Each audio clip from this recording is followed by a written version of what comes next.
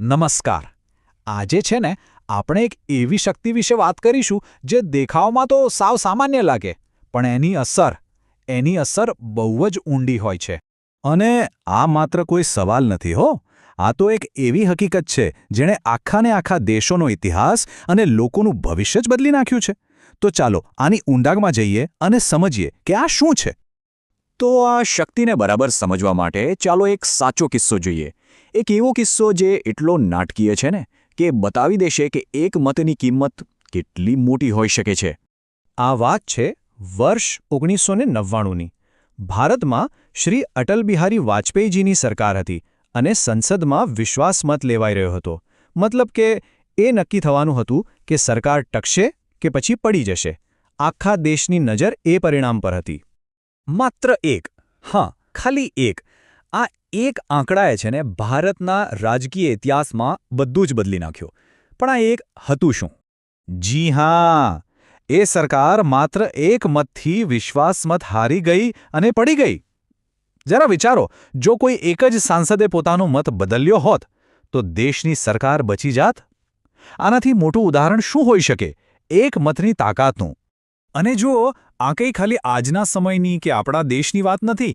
દુનિયાભરના ઇતિહાસમાં આવી તો ઘણી બધી ક્ષણો આવી છે જ્યાં ફક્ત એક મતે આખા ઇતિહાસની દિશા જ ફેરવી નાખી. ચાલો ને થોડા સદીઓ પાછળ જઈએ. ઠેઠ અમેરિકામાં 1800ની સાલમાં. એ વખતે થોમસ જેફરસનની ચૂંટણી હતી અને ત્યારે પણ બસ આવી જ કંઈક પરિસ્થિતિ બની હતી. પરિણામ એટલું કાંટાની ટક્કરવાળું હતું ને કે નિર્ણય બસ થોડાક જ મત પર ટકેલો હતો. અને તમને ખબર છે, એવું કહેવાય છે કે માત્ર ને માત્ર એક જ વોટના કારણે આખું પરિણામ પલટાઈ ગયું. આના પરથી એકદમ સ્પષ્ટ થાય છે કે આપણી એક નાનકડી ક્રિયા પણ દેશના ભવિષ્ય પર કેટલી મોટી અસર પાડી શકે છે. તો મોટા દેશો અને ઇતિહાસની મોટી વાતો તો આપણે કરી, પણ હવે એ જોઈએ કે આ એક મતની શક્તિ આપણા રોજના જીવન પર, આપણા પોતાના વિસ્તાર પર સીધી કેવી રીતે અસર કરે છે. ખબર છે, મોટી રાષ્ટ્રીય ચૂંટણીઓ કરતાં પણ વધારે જે સ્થાનિક ચૂંટણીઓ હોય છે ને, જેમ કે ગામમાં પંચાયતની કે શહેરમાં નગરપાલિકાની, એમાં તો એક મતની કિંમત અનેક ગણી વધી જાય છે. અહીં તો કેટલીય વાર ઉમેદવારો બસ મુઠ્ઠીભર મતથી અને ક્યારેક તો ખાલી 1 કે 2 મતથી જીતી જાય છે અથવા હારી જાય છે.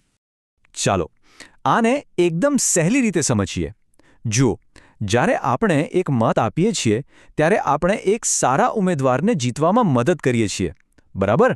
અને પછી એ જ જીતેલો ઉમેદવાર આપણા વિસ્તારમાં સારા રસ્તા, સારી સ્કૂલો અને હોસ્પિટલો જેવી સુવિધાઓ લાવે છે.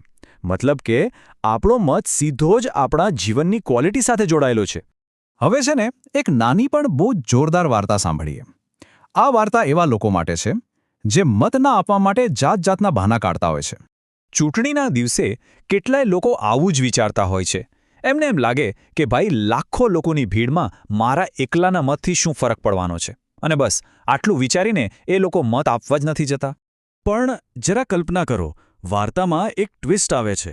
એ જ ચૂંટણીનું પરિણામ જાહેર થાય છે અને શું ખબર પડે છે કે એક ઉમેદવાર માત્ર એક જ મતથી જીતી ગયો છે. હવે વિચારો, જે ભાઈએ એમ માનીને મત નહોતો આપ્યો કે મારા એક વોટથી શું ફરક પડશે, એ જે નિર્ણાયક મત હતો એ કદાચ એમનો જ હોઈ શકતો હતો. આ એક વિચાર જ આખી વાતને કેટલી પર્સનલ બનાવી દે છે નહીં? તો આટલી બધી વાતો પછી આપણે જે જોયું અને સમજ્યું એનો સાર શું નીકળે છે? આપણે મતદાનને કઈ રીતે જોવું જોઈએ?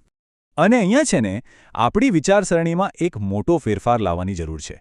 મત આપવો એ ખાલી આપણો અધિકાર કે વિકલ્પ નથી. એક નાગરિક તરીકે આપણી જવાબદારી છે, આપણી ફરજ છે. આપણા સમાજ અને દેશના ભવિષ્યને સારો આકાર આપવાની જવાબદારી. તો બસ હવે આગલી વખતે જ્યારે પણ મતદાનનો દિવસ આવે ને, ત્યારે એક વાત ચોક્કસ યાદ રાખજો. આપણો મત નાનો નથી. આપણો એક મત દેશનો નિર્ણય બની શકે છે. આપણો એક મત ઇતિહાસ રચી શકે છે. જેમ આપણો એક મત આટલું મોટું પરિવર્તન લાવી શકે છે, બસ એ જ રીતે જ્ઞાનની એક નાનકડી ચિનગારી પણ જીવનમાં મોટો બદલાવ લાવી શકે છે. જો આવા જ અગત્યના વિષયોને સહેલાઈથી અને ઊંડાણપૂર્વક સમજવામાં રસ હોય તો ચિરાગ શેરાસિયા યુટ્યુબ ચેનલ સાથે જરૂર જોડાઓ અને આ જ્ઞાન યાત્રાનો ભાગ બનો. સબસ્ક્રાઇબ કરવાનું ભૂલતા નહીં. આભાર.